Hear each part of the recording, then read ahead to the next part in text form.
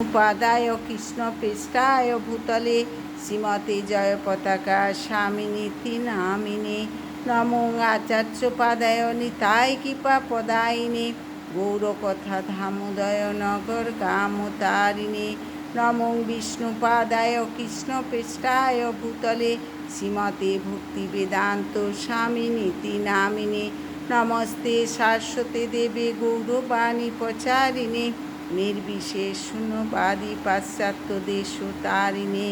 শ্রীমদ্ ভগবদ গীতার ৩য় অধ্যায় কর্মযোগের 14 নম্বর শ্লোক। অন্নাদ ভবন্তি ভূতানি পর্জন্যাদ অন্ন সম্ভব যজ্ঞাদ ভবতি পর্জন্য যজ্ঞ কর্ম সমুদ্ভব। অনুবাদ: অন্ন খেয়ে প্রাণীগণ জীবন ধারণ করে, বৃষ্টি হওয়ার ফলে অন্ন উৎপন্ন হয়, যজ্ঞ অনুষ্ঠান করার ফলে বৃষ্টি উৎপন্ন হয় এবং শাস্ত্রোক্ত কর্ম থেকে যজ্ঞ উৎপন্ন হয়। প্রভুপাদ তাৎপর্য: শ্রীল বলদেব বিদ্যাভূষণ ভগবদ্গীতার ভাষ্যে লিখেছেন, সমস্ত যজ্ঞের ভোক্তা হচ্ছেন তিনি হচ্ছেন সমস্ত দেবদেবীরও ঈশ্বর। দেহের অঙ্গ প্রত্যঙ্গ যেমন সারা দেহের সেবা করে, ভগবানের অঙ্গস্বরূপ বিভিন্ন দেবদেবীরাও তেমন ভগবানের সেবা করেন। ইন্দ্র, চন্দ্র, বরুণ আদি দেবতাদের ভগবান নিযুক্ত করেছেন জড়জগৎকে সুষ্ঠুভাবে পরিচালনা করার জন্য, এবং বেদে নির্দেশ দেওয়া হয়েছে কিভাবে যজ্ঞ করার মাধ্যমে এই সমস্ত দেবতাদের সন্তুষ্ট করা যায়। এভাবে সন্তুষ্ট হলে তারা আলো, বাতাস, জল আদি দান করেন, যার ফলে প্রচুর পরিমাণে ফসল উৎপন্ন হয়। ভগবান শ্রীকৃষ্ণের আরাধনা করা হলে ভগবানের অংশবিশেষ দেবদেবীরাও সেই সঙ্গে পূজিত হন, তাই তাদের আর আলাদা করে পূজা করার কোনো প্রয়োজন হয় না। এই কারণে কৃষ্ণ ভাবনাময় ভগবানের ভক্তেরা ভগবানকে সমস্ত খাদ্যদ্রব্য নিবেদন করে তারপর তা গ্রহণ করেন, তার ফলে দেহ চিন্ময়ত্ব প্রাপ্ত হয়। এভাবে খাদ্য গ্রহণ করার ফলে শুধু যে দেহের মধ্যে সঞ্চিত বিগত সমস্ত পাপ কর্মফল নষ্ট হয়ে যায় তাই নয়, জড়া প্রকৃতির সকল কলুষ থেকেও দেহ বিমুক্ত হয়। যখন কোনো সংক্রামক ব্যাধি মহামারী রূপে ছড়িয়ে পড়ে, তখন রোগ প্রতিষেধক টিকা নিলে মানুষ তা থেকে রক্ষা পায়। সেই রকম ভগবান বিষ্ণুকে অর্পণ করার পরে সেই আহার্য প্রসাদ রূপে গ্রহণ করলে জাগতিক কলুষতার প্রভাব থেকে যথেষ্ট রক্ষা পাওয়া যায়। যারা এভাবে অনুশীলন করেন তাদের ভগবত ভক্ত বলা হয়।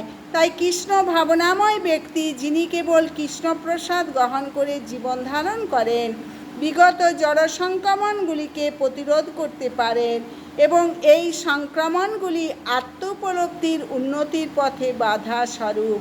পক্ষান্তরে যে ভগবানকে নিবেদন না করে কেবল নিজের ইন্দ্রিয় তৃপ্তি লাভের জন্য খাদ্য গ্রহণ করে, তার পাপের বোঝা বাড়াতে থাকে এবং তার মনোবৃত্তি অনুসারে সে পরবর্তী জীবনে শূকর ও কুকুরের মতো নিকৃষ্ট পশু দেহ ধারণ করে, যাতে সমস্ত পাপ কর্মের ফল ভোগ করতে পারে। এই জড়জগৎ কলুষতাপূর্ণ, কিন্তু কৃষ্ণ প্রসাদ গ্রহণ করলে সে কলুষমুক্ত হয় এবং সে তার শুদ্ধ সত্তায় অধিষ্ঠিত হয়। তাই যে তা করে না, সে ভবরোগের কলুষতার দ্বারা আক্রান্ত হয়ে যন্ত্রণা ভোগ করে। খাদ্যশস্য, শাকসবজি, ফল মূলই হচ্ছে মানুষের প্রকৃত আহার্য, আর পশুরা মানুষের উচ্ছিষ্ট ঘাস পাতা খেয়ে জীবন ধারণ করে। যে সমস্ত মানুষ আমিষ আহার করে তাদেরও প্রকৃতপক্ষে গাছপালার উপরই নির্ভর করতে হয়, কারণ যে পশু মাংস তারা আহার করে সেই পশুগুলি গাছপালা ও অন্যান্য উদ্ভিদের দ্বারাই পুষ্ট। এভাবেই আমরা বুঝতে পাই যে প্রকৃতির দান মাঠের ফসলের উপর নির্ভর করেই আমরা প্রকৃতপক্ষে জীবন ধারণ করি। বড় বড় কলকারখানায় তৈরি জিনিসের ওপরে নির্ভর করে নয়। আকাশ থেকে বৃষ্টি হবার ফলে ক্ষেতে ফসল হয়। এই বৃষ্টি নিয়ন্ত্রণ করেন ইন্দ্র, চন্দ্র, সূর্য আদি দেবতারা। এরা সকলেই হচ্ছেন ভগবানের আজ্ঞাবাহক ভৃত্য। তাই যজ্ঞ করে ভগবানকে তুষ্ট করলেই তার ভৃত্যেরাও তুষ্ট হন এবং তারা তখন সমস্ত অভাব মোচন করেন। এই যুগের জন্য নির্ধারিত যজ্ঞ হচ্ছে সংকীর্তন যজ্ঞ। তাই অন্ততপক্ষে খাদ্য সরবরাহের অভাব অনটন থেকে রেহাই পেতে গেলে সকলেরই কর্তব্য হচ্ছে এই যজ্ঞ অনুষ্ঠান করা।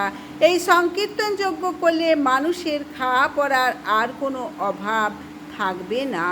হরে কৃষ্ণ কৃষ্ণ কৃষ্ণ হরে হরে, হরে রাম রাম রাম হরে হরে। আপনারা চ্যানেলটি সাবস্ক্রাইব করবেন, বেশি বেশি করে শেয়ার করবেন, লাইক করবেন, কমেন্ট করবেন। হরে কৃষ্ণ।